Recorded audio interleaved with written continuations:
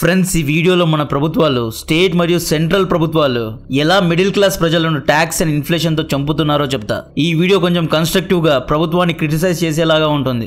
మీకు గుర్తుంటే కొన్ని నెలల ముందు ప్రభుత్వం రియల్ ఎస్టేట్లో ప్రవేశపెట్టిన ఇండెక్సేషన్ అనబడే ఒక ట్యాక్స్ గురించి వీడియో చేశాం. నాలాగా చాలా మంది ఈ స్కీమ్ బాగాలేదు అని కన్స్ట్రక్టివ్గా విమర్శించారు. కొద్ది రోజుల తర్వాత ఈ ప్రభుత్వం ఈ ఇండెక్సేషన్ ట్యాక్స్ను తీసివేసింది. అగైన్ ఇక్కడ నేను వీడియో చేసినందుకే తీసివేసింది అని చెప్పడం లేదు.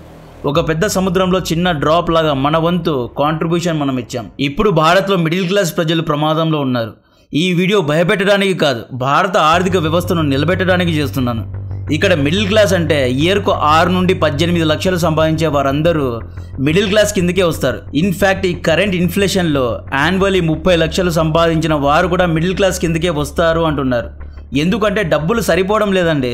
అమెరికన్ పొలిటీషియన్ అయిన మార్టిన్ ఓమాలీ మిడిల్ క్లాస్ గురించి ఒక గొప్ప విషయం చెప్పాడు. ఆయన ఏమన్నాడు అంటే, stronger middle class is not the consequences of economic growth, A stronger middle class is the cause of economic growth అన్నారు. మిడిల్ క్లాస్ ఎప్పుడైతే ఖర్చు పెట్టగలుగుతుందో అప్పుడే దేశ ఆర్థిక వ్యవస్థ స్థిరంగా ఉంటుంది అన్నారు. ప్రస్తుతం భారత్లో మిడిల్ క్లాస్ ప్రజలు, ముఖ్యంగా సిటీస్ లో ఉన్న మిడిల్ క్లాస్ ప్రజలు డబ్బులు ఖర్చు పెట్టడం లేదు అనే వార్తలు వస్తున్నాయి. ఈ ఆర్టికల్లో చూడండి, Nestle India chairman Suresh Narayanan గారు ఏమన్నారు అంటే, ఈ ఫైనాన్షియల్ ఇయర్ సెకండ్ క్వార్టర్ లో నెస్లే ఇండియా యొక్క సేల్స్ గత 8 ఏళ్లతో పోలిస్తే ఘోరంగా పడిపోయాయి అంటున్నారు. కేవలం 1.2% చొప్పున గ్రో అవుతుంది అంటున్నారు. ఇదే విషయాన్ని హిందుస్థాన్ యూనిలివర్ కంపెనీ కూడా చెప్పింది. హెచ్యుఎల్ కూడా షాంపూ, సోప్స్, గ్రీన్ టీ వంటి రోజు వినియోగించే వస్తువులను అమ్ముతూ ఉంటుంది. ఇది ఎఫ్ఎంసీజీ కంపెనీ. హెచ్యుఎల్ కూడా ఇండియన్ మిడిల్ క్లాస్ స్పెండ్ చేయడం లేదు అంటోంది. భారత ప్రభుత్వం తీసుకొచ్చిన సెకండ్ క్వార్టర్ ఎకనామిక్ గ్రోత్ లో కూడా middle class retail spending first క్వార్టర్లో 10.1% ఉందే, సెకండ్ క్వార్టర్లో 2.8%కు పడిపోయింది అంటున్నారు. అయితే జిఎస్టీ కలెక్షన్స్ మాత్రం సెకండ్ క్వార్టర్లో సెకండ్ హైయెస్ట్గా వచ్చాయి అంటున్నారు. ప్రభుత్వం మిడిల్ క్లాస్ శాలరీడ్ ఎంప్లాయీస్కు వచ్చే శాలరీస్ నుండి ఇన్కమ్ ట్యాక్స్ను నెల నెలా కట్ చేస్తుంది. మిడిల్ క్లాస్ ప్రజలు స్పెండ్ చేస్తున్న డబ్బుల నుండి కూడా జిఎస్టీను కూడా కట్ చేస్తుంది. హెల్త్ ఇన్సూరెన్స్, టర్మ్ ఇన్సూరెన్స్లో కూడా 18% జిఎస్టీ పెడుతున్నారండి. మనం మన శాలరీ నుండి ప్రభుత్వానికి ఎందుకు ట్యాక్సులు కడుతున్నాం? విద్య విషయంలో, వైద్యం, రోడ్స్, డ్రైనేజ్ వంటి బేసిక్ ఫెసిలిటీస్ను అందిస్తారనే కదా. మనకు రోడ్స్ లేవు, డ్రైనేజ్ అసలే లేదు, వాటర్ లాగింగ్ అవుతోంది. ఢిల్లీ వంటి నగరాల్లో ఎంత పొల్యూషన్ ఉంది అంటే, మీరు ఒకసారి WHO AQI రిపోర్ట్ను చూస్తే ప్రపంచంలో వర్స్ట్ ఎయిర్ క్వాలిటీ ఉన్న నగరాల్లో ఢిల్లీ మొదటి స్థానంలో ఉంటుంది. ఇంతటి వర్స్ట్ ఎన్వైర్న్మెంట్ను ప్రభుత్వం మనకి ఇస్తోంది.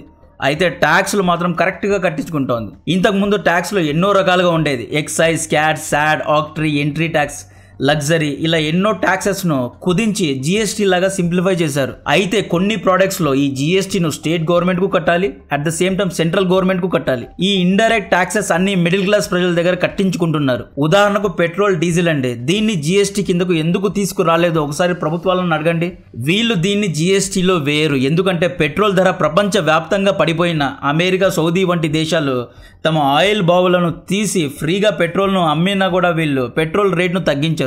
ఎందుకంటే పెట్రోల్, డీజిల్ ద్వారా స్టేట్ అండ్ సెంట్రల్ గవర్నమెంట్కు అధికంగా డబ్బులు వస్తాయి కాబట్టి దీన్ని జిఎస్టీలో వేయడం లేదు. ఈ డబ్బు కట్టాల్సింది కార్ లేదా స్కూటర్లో ఆఫీస్కు వెళ్లే మిడిల్ క్లాస్ ప్రజలే. ఈ ప్రభుత్వాలు మిడిల్ క్లాస్ గురించి నిజంగా ఆలోచించినట్లయితే దమ్ముంటే పెట్రోల్, డీజిల్ను జిఎస్టీ కిందకు తీసుకురమ్మనండి. డెఫినెట్గా తీసుకురారు. సర్వే ఆధారంగా దాదాపు 34% Indian middle class day to day expenses ను మేనేజ్ చేయలేకపోతున్నారు. మీరు మీ ఫ్యామిలీ కోసం ఇప్పుడు నెలకు 10 నుండి 20 వేలు సేవ్ చేస్తున్నారు అనుకుంటే ఈ డబ్బులు ఫ్యూచర్ లో మీ ఫ్యామిలీకి సరిపోవండి.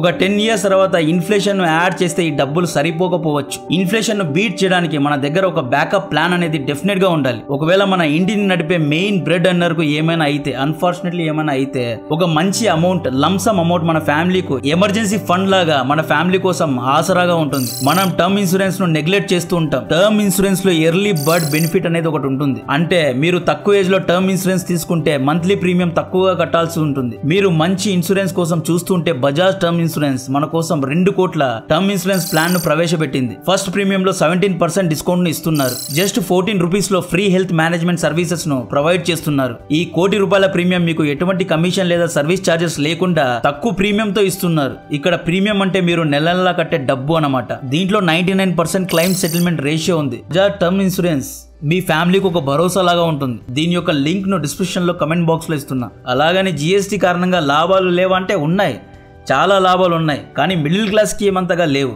జిఎస్టీ కారణంగా డబుల్ ట్యాక్స్ అనేవి ఆగిపోయాయి. ఇండస్ట్రియల్ సెక్టర్లో ఓనర్స్ లాభపడ్డారు.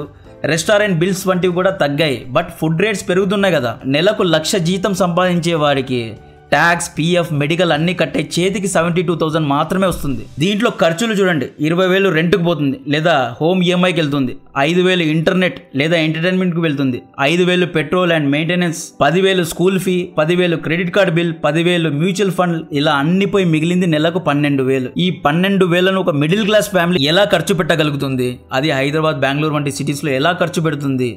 ఈ వచ్చే 72,000లో ప్రభుత్వం దాదాపు 20,000 ఇండైరెక్ట్ ట్యాక్స్ కింద కట్టించుకుంటుంది. ఇక్కడ మిడిల్ క్లాస్ ప్రజలు డెఫిసిట్లో ఉన్నారండి. ఈ విషయం ప్రభుత్వాలకు అర్థమే కావడం లేదు. అంటే ఒక మిడిల్ క్లాస్ ఫ్యామిలీ నడచాలి అంటే క్రెడిట్ కార్డు నుండి అప్పు తీసుకున్న తర్వాతే నడుస్తోంది. నెలకు 72,000 సరిపోవడం లేదు. క్రెడిట్ కార్డు నుంచి అప్పు తీసుకొని ప్రతి నెల అప్పుల్లోనే ఉంటే గానీ ఫ్యామిలీ నడవడం లేదు. ఇది fundamental and basic problem. Ground లెవెల్లో ఉన్న ప్రాబ్లం ఇది. ఈ ప్రాబ్లమ్ని ఎవ్వరూ సాల్వ్ చేయడం లేదు. ఇంత క్రైసిస్లో ఒక మిడిల్ క్లాస్ ఎలా ఖర్చు పెడతాడు? నెస్లే వాడు తయారు చేసే బిస్కెట్స్, బటర్, పీనట్ బటర్ ఇటువంటి కాస్ట్లీ వస్తువులను, లగ్జరీ వస్తువులను కొనడానికి 10 సార్లు ఆలోచిస్తాడు. హెచ్యుఎల్ తయారు చేసే లిప్టాన్ గ్రీన్ టీ తాగడానికి పర్సు చూసుకోవాల్సిన పరిస్థితి. మారుతి సుజుకి యొక్క కార్ సేల్స్ పడిపోతున్నాయంట. ఎందుకు పడిపోతున్నాయంటే పెట్రోల్, డీజిల్ యొక్క ధరలు ఆకాశానికి తాగుతుంటే కొత్త బండ్లు కొని బయటకు వెళ్ళడానికి ఎవరూ ఇష్టపడడం లేదు. రోజు రోజు ధరలు పెరిగిపోతున్నాయి. మన ప్రభుత్వాలు ఇన్ఫ్లేషన్లో ఉన్న ఈ బేసిక్ ప్రాబ్లంను క్యాప్చర్ చేస్తోందా లేదా అనేది తెలియదు. కానీ బెంగళూరు, హైదరాబాద్లో ₹1,00,000 లేకపోతే 3 BHK ఫ్లాట్ కొనలేం. ఇక ల్యాండ్ గురించి మర్చిపోండి. హోమ్ లోన్ 6 నుండి 9% పెంచారు. లోన్స్ కూడా తీసుకోలేని పరిస్థితి. ఒక వ్యక్తికి పెళ్ళవుతోంది, ఇల్లు కొనాలి అంటే 20% డౌన్ పేమెంట్ కట్టాలి. మిగతా 80% బ్యాంక్ లోన్ గా ఇస్తుంది. ఈ 20% డౌన్ పేమెంట్ కట్టడానికి కూడా చాలా మంది, నాకు తెలిసిన చాలా మంది పర్సనల్ లోన్ తీసుకుంటున్నారు. అన్ఫార్చునేట్లీ ఇక్కడ మిడిల్ క్లాస్ స్ట్రింక్ అవుతోంది. భారత్ లో మిడిల్ క్లాస్ కు స్పెండింగ్ పవర్ తగ్గిపోవడానికి కారణం ఐటీ ఇండస్ట్రీస్ లో జాబ్ కోతలు. మిడిల్ లెవెల్ మేనేజరియల్ జాబ్స్ లో ఉన్న వారికి స్కిల్స్ లేకపోవడం కారణంగా జాబ్స్ నుండి తీసివేస్తున్నారు. ఆర్టిఫిషియల్ ఇంటెలిజెన్స్ కారణంగా coding, BPO, customer care, IT support వంటి విభాగాల్లో ఉద్యోగుల్ని తీసివేస్తున్నారు. ఎవరైతే తమ స్కిల్స్ ను లేదా ఏఐ నాలెడ్జ్ ను అప్గ్రేడ్ చేసుకోవడం లేదో అటువంటి వారిని జాబ్స్ నుండి తీసివేస్తున్నారు. దీని కారణంగా కూడా స్పెండింగ్ పవర్ కోల్పోతున్నారు. ఈ ఆర్టికల్ చూస్తే 42% వెజిటబుల్ ప్రైసెస్ యొక్క ధరలు పెరిగాయి అంటున్నారు. దీనికి కారణం సరిగ్గా పంటలు పండకపోవడం. Gold, real estate, fruits, vegetables యొక్క ధరలు పెరిగాయి. ఇంటర్నెట్, జియో, ఎయిర్టెల్ మొన్న ఇంటర్నెట్ టారిఫ్ ను కూడా పెంచేశాడు. ఇలా అన్ని వస్తువుల యొక్క ధరలు యావరేజ్ గా 10 నుండి 15% పెరుగుతున్నాయి. రియల్ ఎస్టేట్ యొక్క ధరలు ఇయర్లీ 20 నుండి 30% ఎగతెరపు లేకుండా పెరుగుతున్నాయి. కానీ మన శాలరీస్ మాత్రం ఇయర్కు 5 నుండి 7% కూడా పెరగడం లేదు. కొన్ని కంపెనీస్ అయితే ఇయర్లీ ఇంక్రిమెంటే ఇవ్వడం లేదు. ఈ గ్యాప్ను ప్రభుత్వాలు ఫిల్ చేయాలి. ఇక్కడ మన ప్రభుత్వాలు ఎలా ఆలోచిస్తున్నాయంటే వరల్డ్ లెవెల్లో మన దేశాన్ని ఎలా నిలబెట్టుకోవాలి, మన పరువును ఎలా చూపించుకోవాలి అనే ఆలోచిస్తున్నాయి. భారత ఆర్థిక వ్యవస్థ ఇంకొక 3 ఏళ్లలో 5 ట్రిలియన్ దాటాలి, మనం వరల్డ్ లో 3rd జీడీపీగా ఉండాలి అని మోడీ గారు నిర్మలా సీతారామన్ కు టార్గెట్ ఇచ్చారు అనుకోండి. ఈవిడ ఈ టార్గెట్ కోసం పని చేస్తుంది అంతే. ఈవిడ జాబ్ అది. ఈవిడ ఎంపీగా ఎక్కడా నిలబడలేదు. ఈవిడ ఎంపీగా కూడా గెలవలేదు. ఈవిడకు టాలెంట్ ఉండొచ్చు. బట్ ఈవిడ టార్గెట్ ఏంటి అంటే ఎలాగైనా చేసి భారత్ యొక్క ఆర్థిక వ్యవస్థను 5 ట్రిలియన్ కు తీసుకువెళ్ళాలి. దీని ద్వారా ఇండియా 3rd ఎకానమీ అవుతుంది. అండ్ నెక్స్ట్ టర్మ్ లో వచ్చే ఎన్నికల్లో బీజేపీ పార్టీకి ఎడ్జ్ ఉండాలని ఇలా చేస్తున్నారు. ఈవిడ తన టార్గెట్ ను రీచ్ అవుతోంది. ఈ టార్గెట్ రీచ్ అవ్వడానికి సులభమైన మార్గం పేరు మిడిల్ క్లాస్ పైన పన్నులు విధించడం. వీళ్ళు రిచ్ క్లాస్ మీద పన్నులు వేయలేరు. ఎందుకంటే రిచ్ క్లాస్ చాలా చాలా తెలివైన వారు కాబట్టి. ఇండియా ఒక బిజినెస్ మ్యాన్ లేదా రిచ్ మిలీనియర్స్ లేదా రిచ్ బిలీనియర్స్ వేరే దేశాల్లో సెటిల్ అవుతున్న విషయం మీకు తెలుసా? వెళ్ళి న్యూస్ ఆర్టికల్ చూడండి. వారానికి 70 గంటలు పని చేయమని క్లాస్ పీకే నారాయణ మూర్తి గారు సైలెంట్ గా తన యొక్క చాలా కంపెనీస్ ను దుబాయ్కు షిఫ్ట్ చేశాడు. ఎందుకంటే ట్యాక్స్ సేవింగ్ చేయడానికి.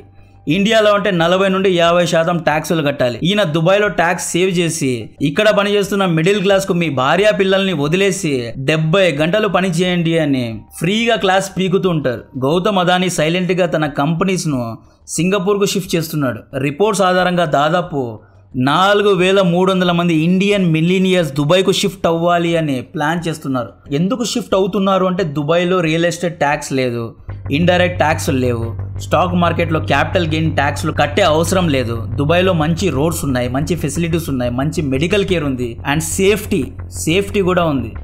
సో అందుకే మిలీనియర్స్ అండ్ బిలీనియర్స్ అక్కడికి పోవడానికి ఇష్టపడుతున్నారు. సెలబ్రిటీస్ కూడా దుబాయ్కి పారిపోతున్న విషయం మీకు తెలుసా? హనీ సింగ్, బాద్షా, షారుఖ్ ఖాన్ ఇలా చాలా మంది సెలబ్రిటీస్ దుబాయ్కి వెళ్తున్నారు. ఎందుకు వెళ్తున్నారు అంటే first reason tax saving, second reason safety. అక్కడ ఉంటే ఎవరు బెదిరించలేడు. ఇక్కడ ఇండియాలో అయితే చాలా మంది బెదిరించి ఎక్స్టార్షన్ చేస్తారు, డబ్బులు అడుగుతారు, కానీ అక్కడ ఎవ్వరూ బెదిరించరు. ట్యాక్సులు కట్టే అవసరం లేదు, ఇండైరెక్ట్ ట్యాక్సెస్ లేవు, క్యాపిటల్ గెయిన్ ట్యాక్సెస్ లేవు, అండ్ ఫ్రీగా ఉండొచ్చు, బాగా తిరగచ్చు. అందుకనే సెలబ్రిటీస్ వెళ్తున్నారు. విరాట్ కోహ్లీ కూడా యూకేకి వెళ్తున్నాడు. రోహిత్ శర్మ కూడా ఫారెన్ కంట్రీస్లో సెటిల్ అవ్వాలని చూస్తున్నాడు. సింగర్ సెలబ్రిటీస్ అందరూ ప్లాన్ బి కోసం చూస్తున్నారు. మన ప్రభుత్వాలు ఈ మిలీనియర్స్ లేదా బిలీనియర్స్ ను వేరే దేశాలకు వెళ్లకుండా ఉండడానికి వీరికి ప్రత్యేకంగా ట్యాక్స్ ఎగ్జంప్షన్స్ ఇస్తున్నారు. రిచ్ క్లాస్ దగ్గర డబ్బులు ఉన్నాయి, రిస్క్ తీసుకోగలరు. పూర్ క్లాస్ దగ్గర డబ్బులు లేవు, కానీ రిస్క్ తీసుకుంటారు. ఇండియాలోనే ఉంటారు, వీళ్ళకు స్కీమ్స్ ఉంటాయి, బెనిఫిట్స్ ఉంటాయి. పూర్ క్లాస్ రివాల్ట్ చేస్తే ఎన్నికల్లో గెలిచేది కష్టమే అని పూర్ క్లాస్ కు ఫేవర్ చేస్తుంది. కానీ మిడిల్ క్లాస్, రిచ్ క్లాస్ లాగా దుబాయ్కో, యూకేకో లేదా సింగపూర్కో వెళ్ళలేరు, ఎందుకంటే నెల నెల ఈఎంఐ కట్టాలి కాబట్టి. సో ప్రభుత్వాలు ఈ మిడిల్ క్లాస్ బ్యాచ్ ను టార్గెట్ చేసి వీళ్ళపైన అధికంగా ట్యాక్సులు, ఇండైరెక్ట్ ట్యాక్సులు వేసి రక్తాన్ని పీలుస్తున్నారు. ఎందుకని పొలిటికల్ ఫండింగ్స్ కు ట్యాక్స్ లేదండి? కంపెనీస్ వేల కోట్ల ఫండింగ్ ఇస్తున్నారు కదా, దానికి 0% ట్యాక్స్. సో ప్రభుత్వం చేయాల్సిన పని రెస్పెక్ట్ మిడిల్ క్లాస్. ఈ మిడిల్ క్లాస్ కూడా అప్పు చేసి ఏ దుబాయ్కో లేదా సింగపూర్కో పారిపోతే దేశ ఆర్థిక వ్యవస్థ $5 ట్రిలియన్ కాదు కదా, $2 ట్రిలియన్ కు తగ్గుతుంది. Don't take middle class for granted. Conclusion ఏంటి అంటే మిడిల్ క్లాస్ యొక్క స్పెండింగ్ పవర్ తగ్గిపోవడం అనేది అలార్మింగ్ న్యూస్. చాలా అంటే చాలా ఆలోచించాల్సిన న్యూస్ ఇది. మిడిల్ క్లాస్ కోసం మంచి స్కీమ్స్ ను తీసుకురావాలి. సో ఇంతకు ముందు చెప్పిన బజాజ్ టర్మ్ ఇన్సూరెన్స్ మీ ఫ్యామిలీకి ఒక భరోసా లాగా ఉంటుంది. దీని యొక్క లింక్ ను డిస్క్రిప్షన్ లో కమెంట్ బాక్స్ లో ఇస్తున్నా. కంటెంట్ నచ్చితే వీడియోను లైక్ చేయండి, ఛానల్ను సబ్స్క్రైబ్ చేసి అందరికీ షేర్ చేయండి. జై హింద్.